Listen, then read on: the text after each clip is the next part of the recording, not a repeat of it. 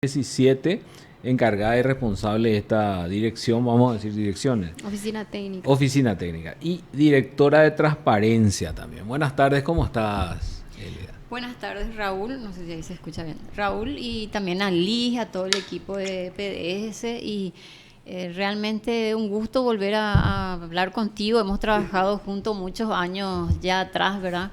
Dentro de la profesión también y con Liz también. Así que muy contenta de poder estar compartiendo hoy con ustedes. Exactamente lo que nos hizo traerte hoy, Elida, fue justamente estos casos de violencia extrema nuevamente que estamos viviendo en el país en 4 días. Nos despertamos con la noticia de 3 casos de feminicidio, ¿verdad? Y 2 de ellos donde los autores se quitaron la vida después, ¿verdad?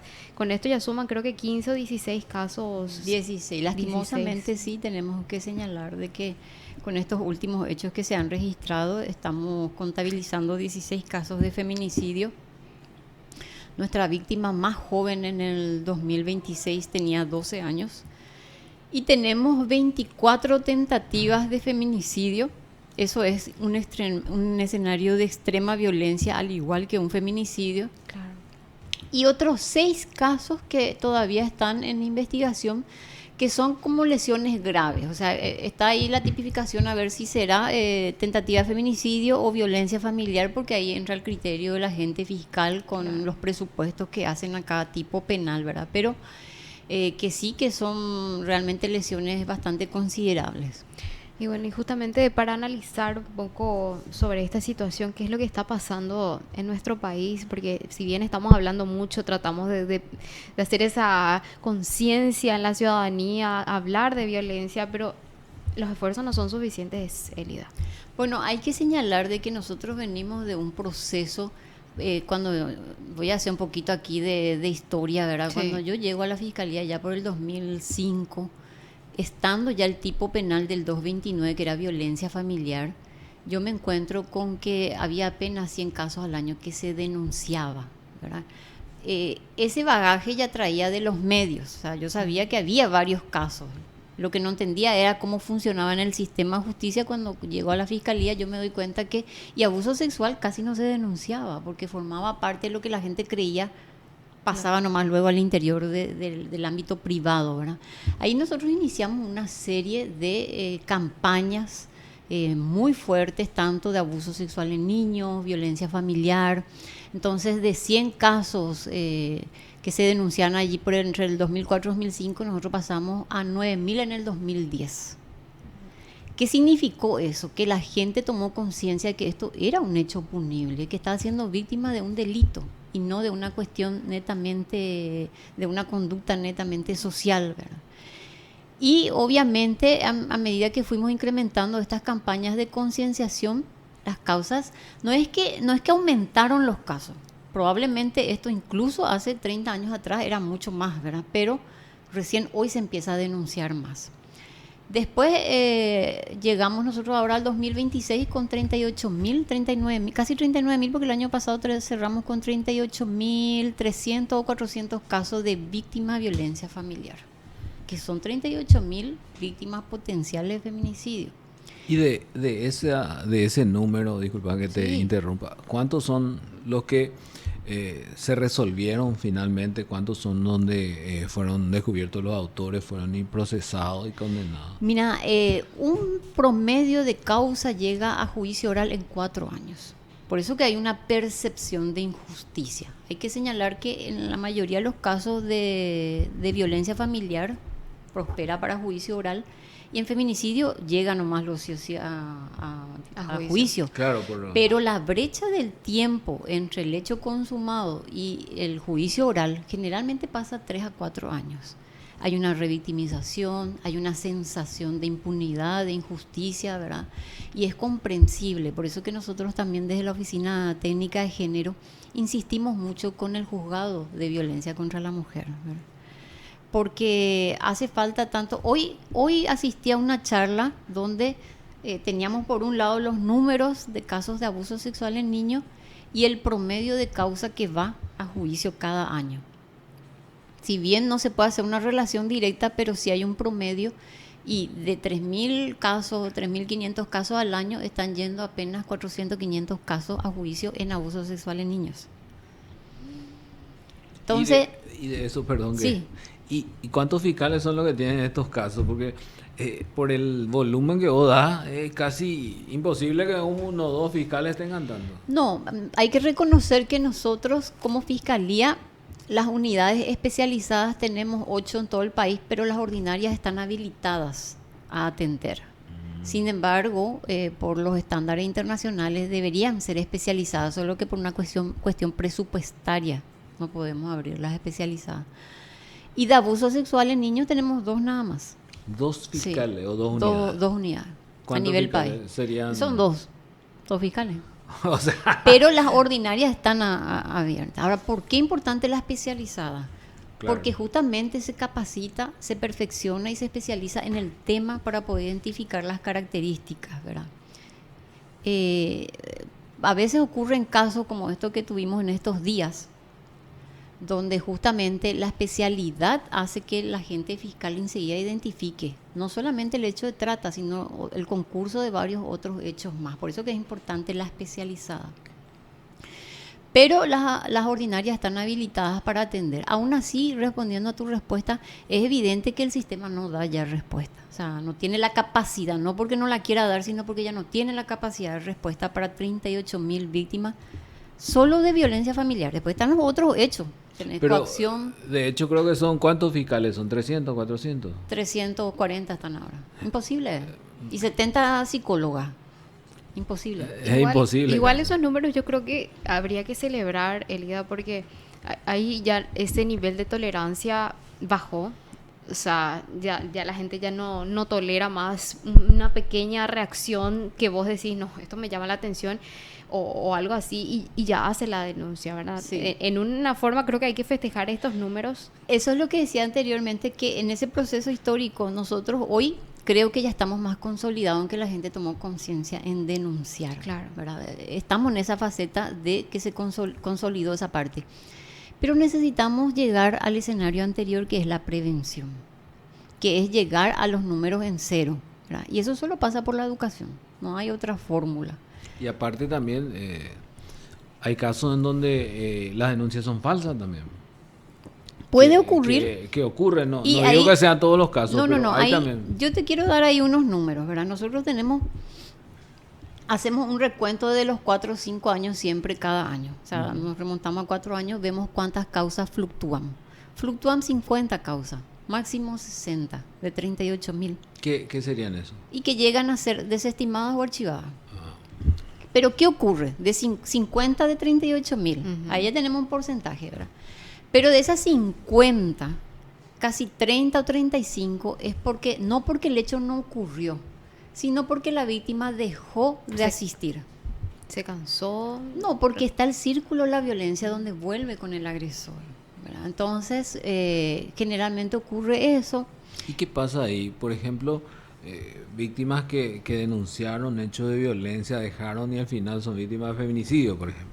Bueno, ahí ocurre 2 circunstancias. Por un lado, realmente el Estado debería estar obligado a continuar con la investigación. Ahora, es más complejo cuando la víctima no acude a sus evaluaciones, porque los jueces no dan medidas si es que no tiene una evaluación psicológica. Por eso hablaba de las 70 psicólogas. Una víctima que hoy acude a la Fiscalía, en 4 o 5 meses recién puede tener sus primeras sesiones de evaluación psicológicas. Y esa es una brecha peligrosa, pero es porque tenemos solo 70 psicólogas a nivel país en la Fiscalía. ¿Y cuántos están en Asunción? Y en Asunción estarán sumando un poco con las que están en trata, que es otro tipo penal, y estarán unas 10, 12 por ahí aproximadamente. No, eso yo puedo facilitarte, pero así a grandes rasgos te digo que aproximadamente estarán así, ¿verdad? Y pero después se distribuye a nivel país. ¿Son 70 para los casos de violencia nada más o para todos los casos? Ahí entran todos los casos.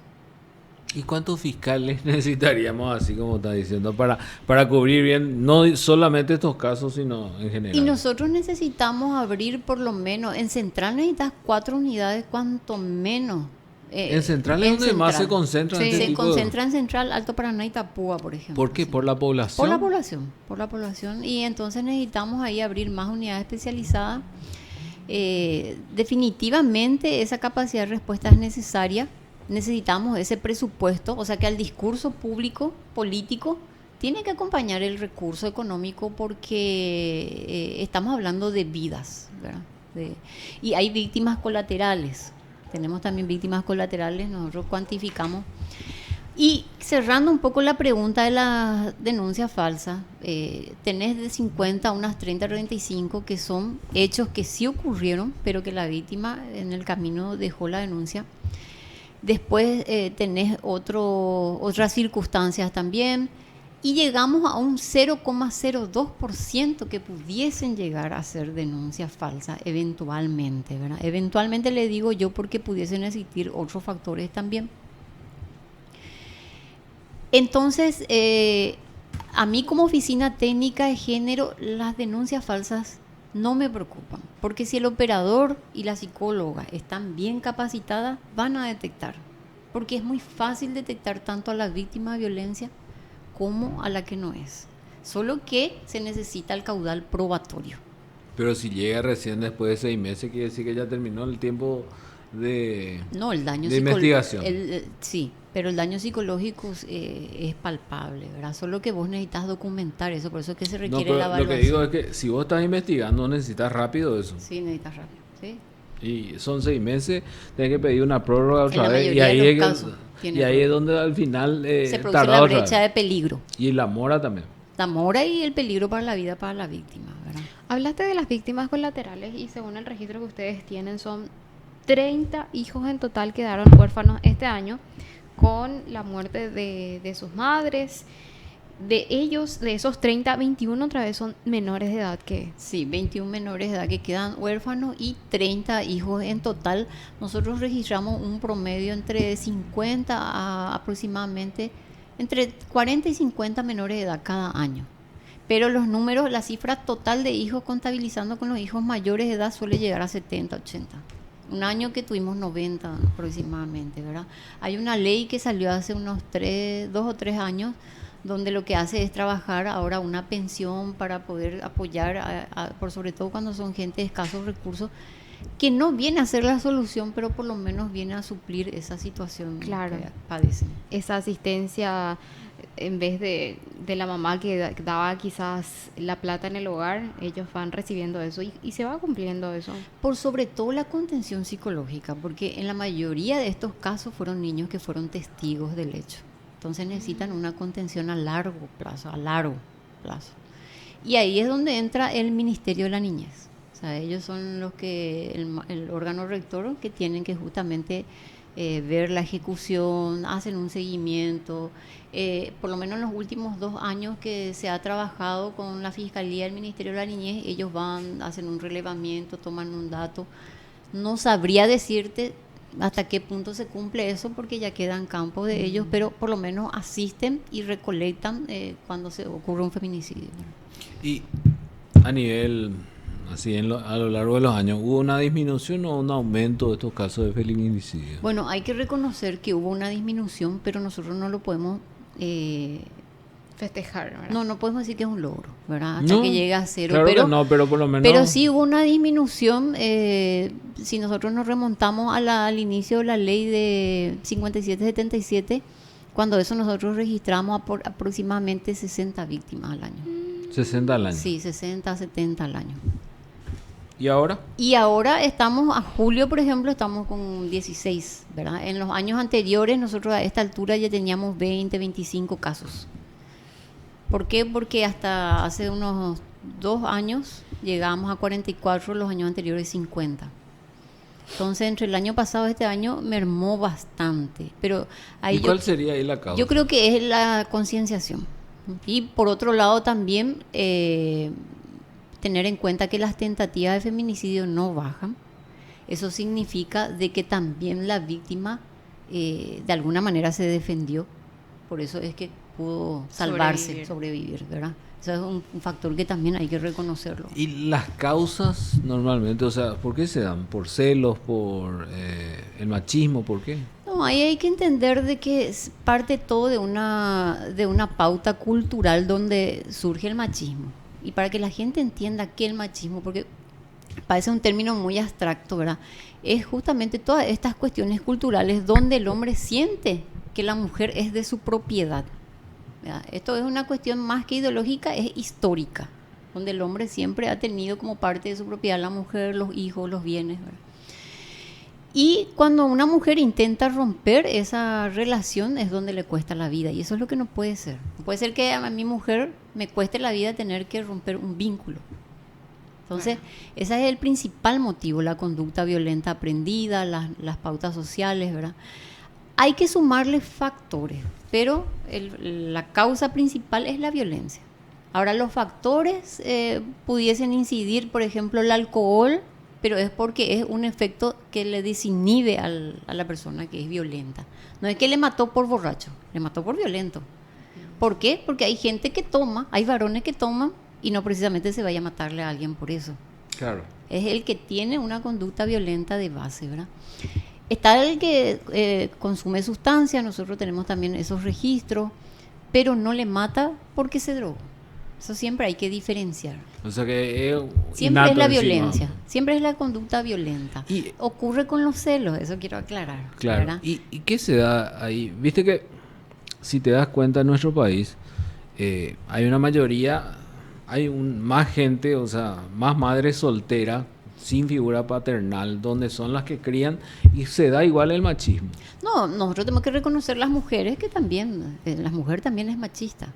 Sin lugar a dudas, ¿verdad? Sí, yo veo tu cara, ¿verdad? Pero no, hay que reconocerlo, ¿verdad? Pero ¿qué es lo que ocurre? Por eso que hablamos de pautas culturales. Esa transformación se tiene que dar en toda la sociedad y también en la mujer. Y voy a dar un ejemplo, ¿verdad? Nosotros tenemos hijo varón y hijo mujer. ¿Quién es la que ayuda a limpiar la casa? Normalmente la mujer. La mujer. ¿Y quién pone esa pauta? Bueno, en mi casa no era así, pero bueno, no, a lo mejor no en todas las casas y a lo mejor hoy ya es diferente, sí, quizás, pero no en todas las casas. Es cierto, es cierto. Entonces, cuando se le prohíbe salir, ¿a quién se le prohíbe salir? También. A la Mujer. nena, ¿verdad? El varón tiene que salir. Si se Entonces, le lleva, esa diferenciación.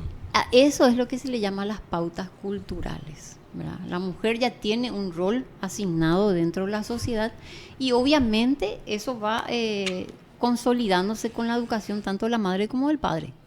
O sea, nosotros tenemos que reconocer que las madres también somos machistas, por eso se perpetúa esta conducta. Sí, O sea, realmente. la transformación se tiene que dar tanto en hombre como mujer. O sea, serían como pasos hormiga que hay que hacer todavía, porque pequeñas cosas, ayudar en la casa, el tema de salidas, la vestimenta, inclusive a la mujer siempre que se pone una ropa así un poco más corta, ya le dicen no.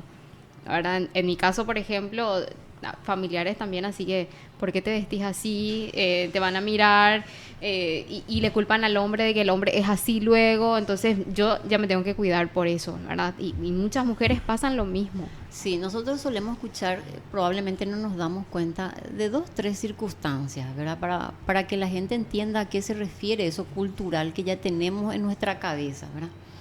Vemos los carteles de la mujer que le reclama a la otra mujer que le sacó su marido. Sí. ¿Verdad? Sí. No le reclama al hombre, que es el hombre el que le prometió la fidelidad, la lealtad, ¿verdad? Claro. Bueno, Que es lo que siempre digo. esa es una cuestión cultural, ¿verdad? ¿Por qué le reclamás a ella si él es el que se casó contigo? Claro, esa es una cuestión cultural. La otra cuestión es, por ejemplo, que las mismas mujeres le reclamamos a otra mujer que se viste de una forma porque eso le perturba a su marido. No sé si se entiende Sí, eso, sí, ¿verdad? se entiende. Bueno, y en los casos Pero- de abuso es peor. Te iba a decir nomás que Sí. en cuestión de, en realidad, ahora la cuestión de seguridad hace también que vos cuides más a tu hija, es cierto, pero a los hijos igual. No. Yo tengo 4 hijos, Sí. igual me voy a buscarle, Sí, todas esas cosas. O sea, la verdad que es para los dos las cuestiones de seguridad, por lo menos. Sí, en El los salir casos de abuso, noche y eso, En sí. los casos de abuso sí es para los dos ya hoy. Y ahí quería señalar también que nosotros muchas veces en casos de abuso sexual en niñas, el agresor te dice, pero ella se vestía de una forma provocativa y la nena tiene 9 años. Entonces, esas son cuestiones culturales que tenemos que ir cambiando. Justificación. Justificación, claro, Una de un locura. crimen. Estoy viendo los datos de justamente de esta oficina técnica, de esta plataforma de datos abiertos de la Fiscalía. ¿Y cuáles son dentro de la violencia? Por ejemplo, los tipos de violencia. En los casos de violencia física también ocurre la violencia psicológica. En el 100% de los casos. 100% Sí, de los 100% de los casos, porque empieza siempre por una agresión verbal. Ahora, lo que registramos, esa diferenciación es, aparte de psicológica, en un 46% también hubo violencia física, que es lo que relata la víctima en el relato de su denuncia, ¿verdad? Y dentro de lo que es violencia física, tenemos otra vez las diferentes modalidades de violencia física, ¿verdad? La mayor es aquella lesión grave que se produce con la mano, con algún objeto, le patea, ¿verdad? Claro. Después tenemos con arma blanca. Por otro lado, también tenemos los famosos golpes de la cara, que nos parece algo insignificante, pero que es un hecho de violencia, por eso hacemos esa discriminación. Tenemos también el intento de ahorcamiento. Me acuerdo yo un caso donde una fiscala contó de que un caso de feminicidio, ella denunció una bofetada. El segundo ya fue el feminicidio. Bueno, ahí nosotros podemos hacer una diferenciación de que a veces hemos tenido casos que de la violencia verbal pasó directamente al feminicidio. O sea, nosotros tenemos víctimas así, y recuerdo un caso de hace ya bastantes años. Llegamos a llevarla, a invitarla a la víctima, que accedió a contar su caso. ¿Por qué? Porque siempre es más visible la violencia física, pero no la psicológica. Sin embargo, deja secuelas muy graves muchas veces. Autoestima, sí, principalmente. Y en este caso, ella contó que durante los 10 años de convivencia, él nunca le tocó. Pero sí, era una persona que verbalmente le agredía bastante. Entonces ella un día le pide el divorcio. Y ahí es donde le mata a uno de los hijos, le deja gravemente herido a otro, y a ella sobrevive, pero le hirió gravemente, ¿verdad? Entonces, no es solamente la violencia física, porque la violencia es un fenómeno complejo. Nosotros no sabemos cómo va a reaccionar la persona violenta, y eso lo vemos en la calle. Siempre doy el ejemplo de, yo había visto un roce de un vehículo hace un tiempo atrás, y era un daño material entre dos personas, y se bajó con un machete. Entonces, uno nunca puede medir y dimensionar la persona violenta cómo va a reaccionar. De hecho, por eso algunos mejor lo que no tengan arma, porque si tienes arma te va a salir con arma. Probablemente, ¿verdad? Entonces es un fenómeno bastante, y en los casos de pareja, eso tiene otras variables más que se suman, ¿verdad? Porque el hombre que es machista, justamente cuando la mujer intenta romper esa relación, es ahí donde más violento se vuelve. Acá dice es violencia psicológica 100%, y después sí dice 56%. Porque 56%, no entiendo nomás. Sí, el 100% de los casos de violencia familiar siempre va a haber violencia psicológica. Siempre va a haber, ¿verdad? ¿Por qué? Porque la violencia verbal deja daño psicológico. Ahora, de ese 100%, 56% no tienen daños físicos, es violencia, no hay violencia física. Y en el 44 hay físico y psicológico. Ahora entiendo. ¿Cuál es el mensaje que se deja ante estos casos de violencia? No sé. Y sí, de nuestra parte, digo, siempre es denunciar, ¿verdad? Yo sé que de repente a veces no se da toda la respuesta en forma inmediata, pero la denuncia puede hacer la diferencia.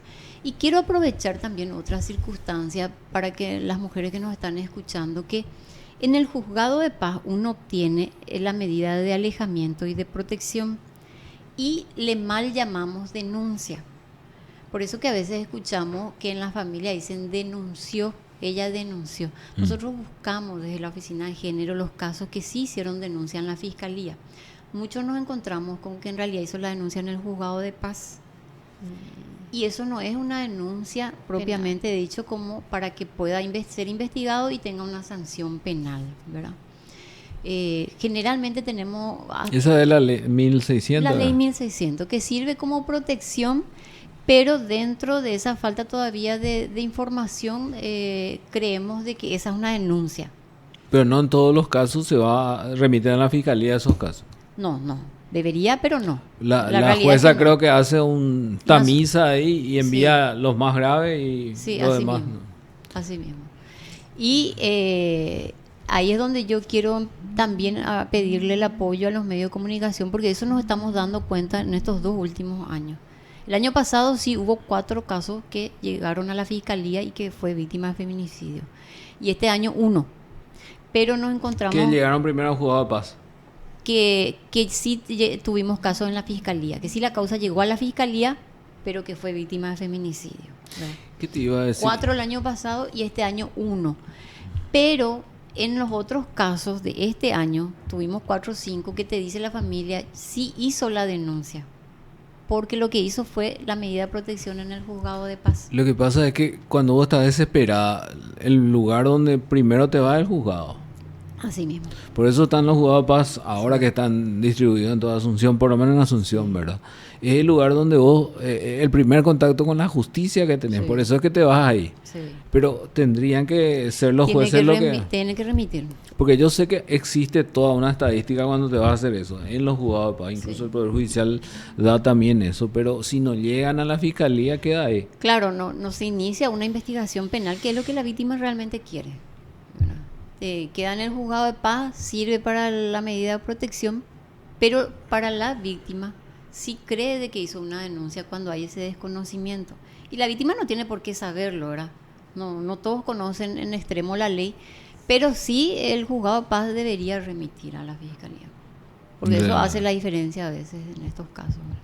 Y este tema va para hablar largo rato, pero por hoy te agradecemos, Elida, tu acompañamiento acá y hablar de un tema tan sensible y tan necesario que es este tema de la violencia y todas sus ramificaciones que tiene. Gracias por acompañarnos hoy, Elida. A ustedes muchísimas gracias por este espacio y seguir apelando siempre a que necesitamos el acompañamiento también del sector educativo para que esa transformación cultural sea en menos tiempo de lo que nos dicen los sociólogos que puede ocurrir, ¿verdad? Totalmente, totalmente. Te agradecemos también tu tiempo, muchísimas gracias. Vamos a una